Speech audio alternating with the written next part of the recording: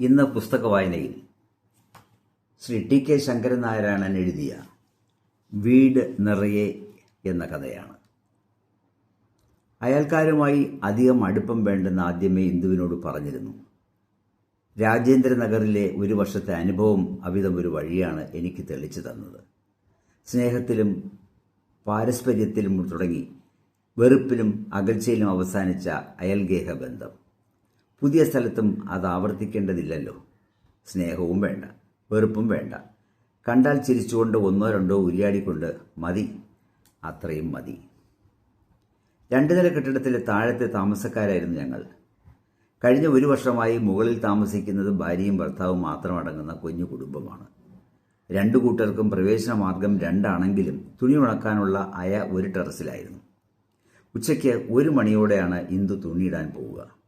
ആ നേരത്ത് തന്നെയാണ് മുകളിലെ സ്ത്രീയും അവിടെ എത്തുന്നതെന്ന് താമസം തുടങ്ങിയ പിറ്റേന്നാൾ തന്നെ ഞാൻ മനസ്സിലാക്കി. ഒരേ ടെറസിൽ പരസ്പരം മുഖം നോക്കാതെയും 1ഉം 2ഉം പറയാതെ നിൽക്കുന്നത് മാന്യതയ്ക്ക് ചേർന്നല്ലല്ലോ. അതേസമയം ഈ സമാഗമ നിമിഷം സ്വകാര്യതകളിലേക്ക് നീളാതെ ശ്രദ്ധിക്കുകയും വേണം. അതിനാൽ തുണിയിടാൻ തിരഞ്ഞെടുത്ത നേരമാണ് ഏറ്റവും നിർണായകം. ഞാൻ പറഞ്ഞു നോക്കി, സമയം മാറ്റുന്നതല്ലേ ഇന്ദു നല്ലത്? രവിയേട്ടൻ ഇങ്ങനെ പേടിച്ചാലോ? കളിയാക്കുന്നത് പോലെ ഇന്ദു പറഞ്ഞപ്പോൾ ഞാൻ മിണ്ടാതിരുന്നു. എല്ലാവരും ഒരുപോലെയല്ല ചേട്ടാ. ആ പറഞ്ഞത് നേരായിരിക്കാമെങ്കിലും മുൻ അനുഭവങ്ങളെ ഓർത്ത് ഞാൻ അസ്വസ്ഥനായി. എങ്കിലും ഒന്നും പുറത്തു കാണിക്കാതെ നടന്നു. താമസം തുടങ്ങിയ 4ാം നാൾ പുതിയ തലവേദന തീർത്തുകൊണ്ട് പച്ചക്കറി തള്ള വന്നു. മുറ്റത്ത് വട്ടി ഇറക്കിയതും മുകളിലെ സ്ത്രീ താഴേക്ക് ഓടിയെത്തി. തലേന്നാൾ ഇന്ദു ഓർമ്മിപ്പിച്ചിട്ടും പച്ചക്കറി വാങ്ങാൻ കൂട്ടാക്കാത്ത എൻ്റെ മറവിയെ ഞാൻ പഠിച്ചു.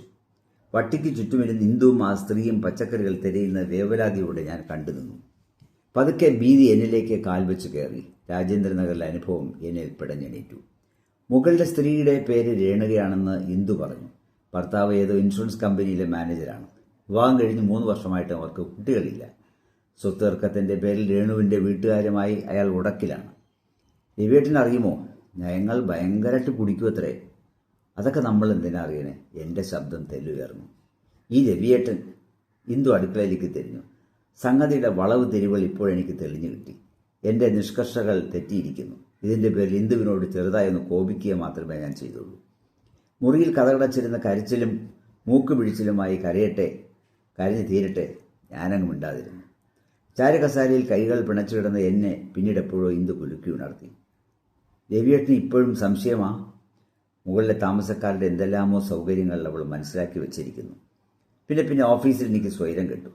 ഞാൻ വീട്ടിലില്ലാ നേരം ഇന്ദു മുകളിലെ സ്ത്രീയുമായി ചങ്ങാത്തം സ്ഥാപിക്കുമെന്നോയോർത്ത് ഞാൻ ബേജാറായി. രാജേന്ദ്രനഗറിലെ അനുഭവം മനസ്സിൽ നിലവിളിച്ചുണർത്തു. ഒരു നാൾ ഇന്ദു പുതിയൊരാവശ്യം ഉന്നയിച്ചു. എനിക്ക് തുന്നൽ പഠിക്കണം. എനിക്കും എന്നെ ആ കൂട്ടിച്ചേർക്കൽ എന്തോ പന്തികേട് തോന്നി. ആവർത്തിച്ച് ചോദിച്ചപ്പോൾ ഇന്ദുവിൻ്റെ മുഖം മങ്ങി. ഓ, തുടങ്ങി. എൻ്റെ കൂടെ ആരുമില്ല, പോരെ?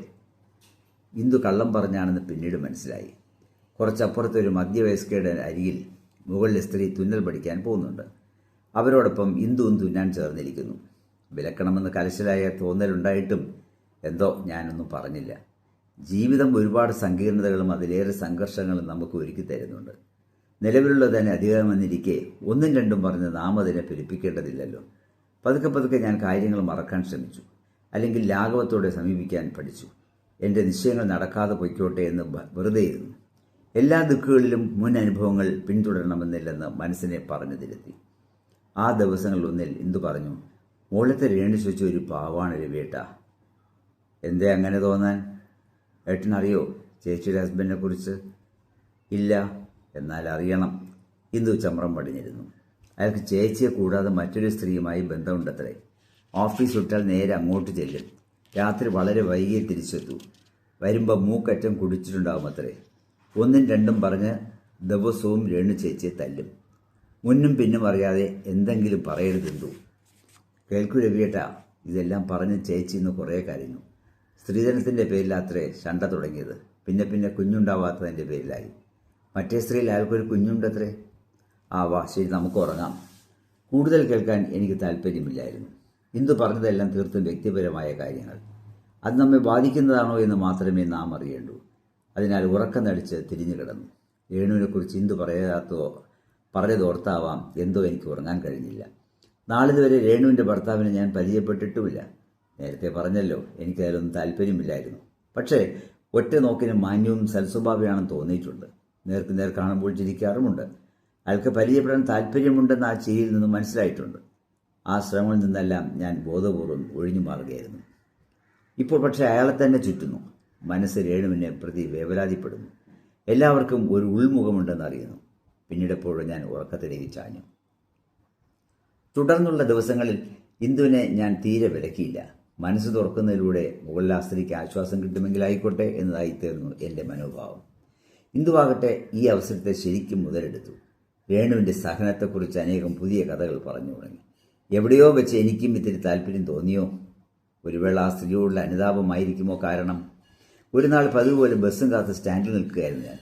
സ്കൂട്ടർ വർക്ക്ഷോപ്പിലായതുകൊണ്ടാവണം രേണുവിൻ്റെ ഭർത്താവിനെയും അന്ന് സ്റ്റാൻഡിൽ കണ്ടു. ഇത്രയും വരെ അയാളെ കാണുന്നത് അന്ന് ആദ്യമായിട്ടാണ്. നന്നായി എണ്ണ തേച്ച് കുടിച്ചിട്ടുണ്ടെന്ന് മുഖം കണ്ടാൽ വ്യക്തം. നെറ്റിയിൽ ചന്ദനക്കുറിയും അതിന്മേൽ ഒരു കുഞ്ഞു പൊട്ടും. കാതിൽ കടുക്കൻ കൂടിയുണ്ടെങ്കിൽ തനി തമിഴൻ തന്നെ. അയാൾ അടുത്തു വന്നു നിന്നത് ഞാനൊന്ന് ചിരിച്ചൊന്ന് വരുത്തി. ആ ചിരിയിൽ പിടിച്ചുകൊണ്ട് അയാൾ തുടങ്ങി. രവി താഴെ താമസിക്കുന്ന? അതെ ഞാൻ മുരളി, മുകളിൽ താമസിക്കുന്ന. മനസ്സിലായി. ഇനി എന്തു പറയണ്ടു എന്നറിയാതെ അയാൾ കുഴഞ്ഞു തോന്നായി തോന്നി. വല്ലാത്തൊരു എളിമ അയാൾ ഉടനീളം കാണാനുണ്ടായിരുന്നു. രണ്ടുപേരി സംഭാഷണങ്ങളിൽ നിന്നും ആളൊരു പാവത്താനാണെന്ന് തോന്നി. ബസ്സിൽ തോളൊരുമി നിൽക്കുമ്പോൾ അയാൾ ചോദിച്ചു, രവി അമ്പലത്തിൽ പോകാറുണ്ടോ? ഇല്ല, എന്തേ? അല്ല, ഞാൻ പോകാറുണ്ട്, അവിടെ കാണാത്തതുകൊണ്ട് ചോദിച്ചത് മാത്രം. ഞങ്ങൾക്കിടയിൽ ഒരു നിശബ്ദത വന്നു നിറഞ്ഞു. സംഭാഷണം തുടരേണ്ടത് എങ്ങനെയാണെന്നറിയാതെ അയാൾ വലയുന്നതായി തോന്നി. മൗനത്തിൻ്റെ കനപ്പ് കുറേ നേരം അങ്ങനെ നീണ്ടു. പെട്ടെന്ന് അയാൾ പറഞ്ഞു, എൻ്റെ വൈഫിന് കലശലായ രക്തവാതത്തിൻ്റെ ശല്യമുണ്ട് മിസ്റ്റർ രവി. ആരോഗ്യ പ്രശ്നം വെച്ചപ്പോൾ ഭാവിയിൽ ഇത് വലിയ ശല്യമായി തീരുമെന്ന് കണ്ടു. നിവാരണങ്ങൾ പലതും നിർദ്ദേശിച്ചിട്ടുണ്ട്. മരുന്നിന് പുറമെ ഈശ്വരനുള്ള വഴിപാടുകൾ. നിത്യവും പുറത്തെ ശിവക്ഷേത്രത്തിൽ കുളിച്ചു തൊഴണം. അധികാലത്ത് എഴുന്നേറ്റ് തണുപ്പത്ത് കുളിക്കാനൊന്നും വയ്യ അവക്ക്. അതിനാൽ ഞാൻ കുളിച്ചു തൊഴുന്നു. ഒരു നിമിഷം അയാൾ എന്തോ ആലോചിച്ചു. പിന്നെ പറഞ്ഞു, ഒരു പാവമാണ് രവി എൻ്റെ രേണു. എൻ്റെ നെഞ്ചാകെ ഒന്ന് തേട്ടി. രേണുവിൻ്റെ പാദത്തെക്കുറിച്ച് ഇന്ന് വരെ ഒരക്ഷരം മിണ്ടിയിട്ടില്ലല്ലോ എന്ന്. മനസ്സുകൾ ഒരർത്ഥത്തിൽ വീടുകളാണെന്ന് ആ നേരം എനിക്ക് തോന്നി. വീട് നിറയെ മുറികൾ, ഇടുങ്ങിയവ, ഇരുണ്ടവ, നിഗൂഢമായവ, ഉൾവഴികളുള്ളവ. ചുറ്റും മലച്ചു നിൽക്കുന്ന ഇരുട്ടിലൂടെയാണ് ഞാൻ യാത്ര ചെയ്യുന്നതെന്ന് തോന്നി. അപ്പോഴേക്കും അയാൾക്ക് ഇറങ്ങേണ്ട സ്ഥലമായി. ഇനി ഇടയ്ക്ക് കാണാം. അയാൾ ഇറങ്ങി. ഈ കഥ ഇവിടെ അവസാനിക്കുന്നു.